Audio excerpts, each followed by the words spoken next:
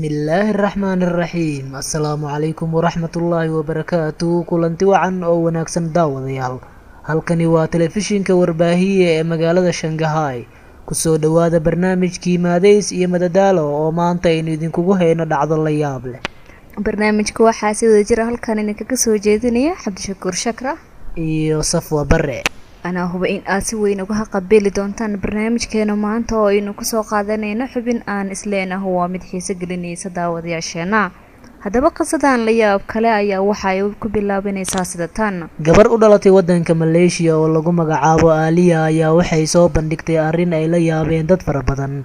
qaar kale oo kamid ah bulshooyinka caalamkan ay ku tilmaameen mid dambi ah hase ahaatee ay muuqatay inay ku muujinaysay awood ay u leedahay inay dhinac kasta isku qalloocin karto gabadhan oo marna aadan qeexi karin qaabka ay u dhaqmayso ayaa waxa ay iska dhigaysaa in ay salaad dukanayso markaasina ay rukuuc galayso kadibna ay salayaab loogu sujuudayso dhankii ay u rukuucda mooyee dhanka kale arrintaani ayaa run ahaantii ah mid dambi ah oo gabadhaani ay u muuqatay inay salaada ku ciyaarayso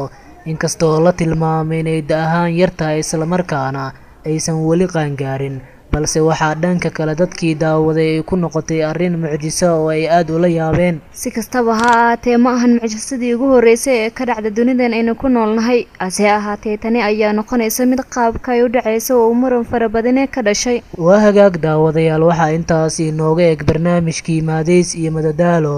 oo maanta aynu ku soo qaadanay dhacdo ku saabsaneyd gabar Maleeshiyaan oo dad fara badan ka yaabisay وتبنتي Cabdishakuur Shakra iyo waliba Safwa Barre intaynu ku kulmayna barnaamij kan lamida waxaan idinkaga tagaynaa sidaas iyo nabadgelyo